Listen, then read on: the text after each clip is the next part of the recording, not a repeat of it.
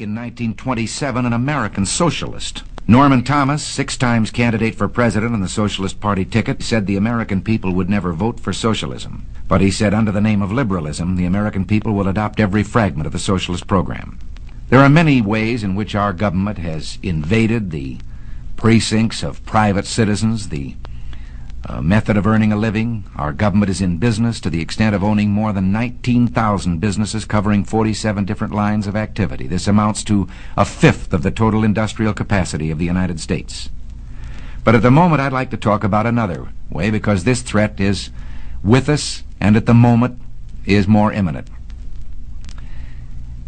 One of the traditional methods of imposing statism or socialism on a people has been by way of medicine. It's very easy to disguise a medical program as a humanitarian project. Most people are a little reluctant to oppose anything that suggests medical care for people who possibly can't afford it. Now, the American people, if you put it to them about socialized medicine and gave them a chance to choose, would unhesitatingly vote against it. We had an example of this under the Truman administration. It was proposed that we have a compulsory health insurance program for all people in the United States, and of course the American people unhesitatingly rejected this.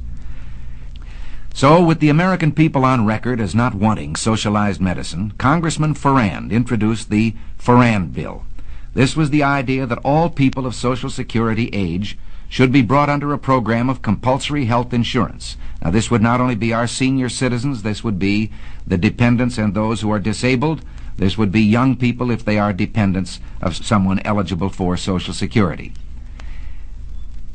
Now, Congressman Farrand brought the program out on that idea of just for that particular group of people. But Congressman Farrand was subscribing to this foot-in-the-door philosophy, because he said, if we can only break through and get our foot inside the door, then we can expand the program after that. Walter Reuther said, it's no secret that the United Automobile Workers is officially on record as backing a program of national health insurance. And by national health insurance, he meant socialized medicine for every American. Well, let's see what the socialists themselves had to say about it.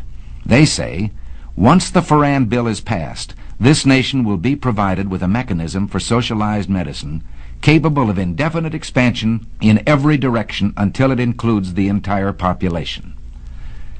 Well, we can't say we haven't been warned. Now, Congressman Farrand is no longer a congressman of the United States government. He has been replaced, not in his particular assignment, but in his backing of such a bill, by Congressman King of California. It is presented in the idea of a great emergency that millions of our senior citizens are unable to provide needed medical care. But this ignores the fact that in the last decade, 127 million of our citizens, in just 10 years, have come under the protection of some form of privately owned medical or hospital insurance. Now, the advocates of this bill, when you try to oppose it, challenge you on an emotional basis. They say, what would you do? Throw these poor old people out to die with no medical attention? That's ridiculous, and of course no one has advocated it. As a matter of fact, in the last session of Congress, a bill was adopted known as the Kerr-Mills Bill. Now, without even allowing this bill to be tried to see if it works, they have introduced this King bill, which is really the Farrand Bill. What is the Kerr-Mills Bill? It is a frank recognition of the medical need or problem of our senior citizens that I've mentioned. And it has provided from the federal government money to the states and the local communities that can be used at the discretion of the state to help those people who need it. Now, what reason could the other people have for backing a bill which says we insist on compulsory health insurance for senior citizens on a basis of age alone, regardless of whether they are worth millions of dollars, whether they have an income, whether they're protected by their own insurance, whether they have savings? I think we could be excused for believing that, as ex-Congressman Farrand said, this was simply an excuse to bring about what they wanted all the time, socialized medicine. James Madison, in 1788, speaking to the Virginia Convention, said, "Since the general civilization of mankind, I believe there are more instances of the abridgment of the freedom of the people by gradual and silent encroachment of those in power than by violent and sudden usurpations." They want to attach this bill to Social Security, and they say here is a great insurance program now instituted, now working. Let's take a look at Social Security itself. Again, very few of us disagree with the original premise that there should be some form of saving that would keep destitution from following unemployment by reason of death, disability, or old age. And to this end, Social Security was adopted. But it was never intended to supplant private savings, private insurance, pension programs of unions and industries. Now, in our country, under our free enterprise system, we have seen medicine reach the greatest heights that it has in any country in the world. Today, the relationship between patient and doctor in this country is something to be envied any place. The privacy, the care that is given to a person, the right to choose a doctor, the right to go from one doctor to the other. But let's also look from the other side at the freedom the doctor loses. A doctor would be reluctant to say this. Well, like you, I'm only a patient, so I can say it in his behalf.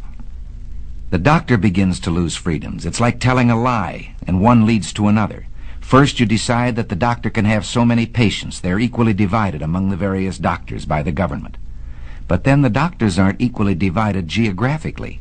So a doctor decides he wants to practice in one town, and the government has to say to him, you can't live in that town. They already have enough doctors. You have to go someplace else.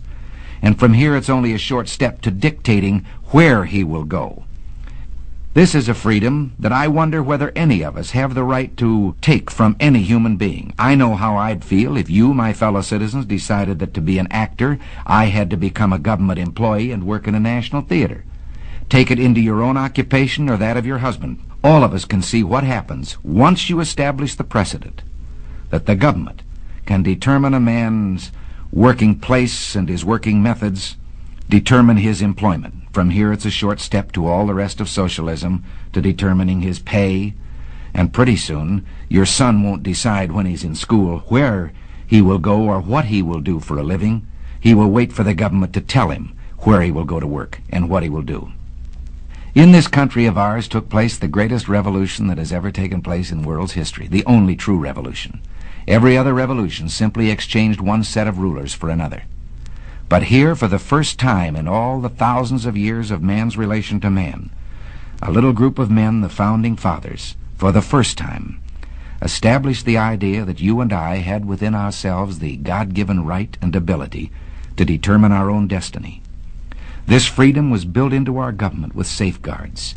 We talk democracy today, and strangely we let democracy begin to assume the aspect of majority rule is all that is needed. Well, majority rule is a fine aspect of democracy, provided there are guarantees written in to our government concerning the rights of the individual and of the minorities. What can we do about this? Well, you and I can do a great deal. We can write to our congressmen, to our senators. We can say right now that we want no further encroachment on these individual liberties and freedoms. And at the moment, the key issue is we do not want socialized medicine. In Washington today, 40,000 letters, less than 100 per congressman, are evidence of a trend in public thinking. Representative Halleck of Indiana has said, when the American people want something from Congress, regardless of its political complexion, if they make their wants known, Congress does what the people want. So write. And if this man writes back to you and tells you that he too is for free enterprise, but we have these great services and so forth that must be performed by government, don't let him get away with it.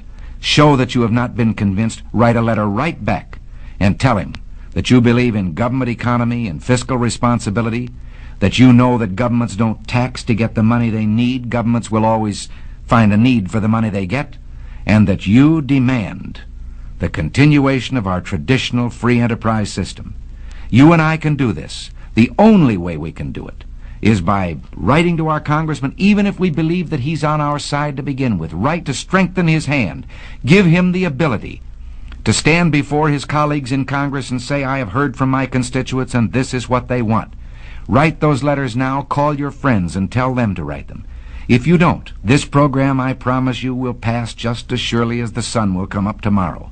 And behind it will come other federal programs that will invade every area of freedom as we have known it in this country, until one day, as Norman Thomas said, we will awake to find that we have socialism. And if you don't do this, and if I don't do it, one of these days you and I are going to spend our sunset years telling our children and our children's children what it once was like in America when men were free. 'Cause there ain't no doubt I love this land. God bless the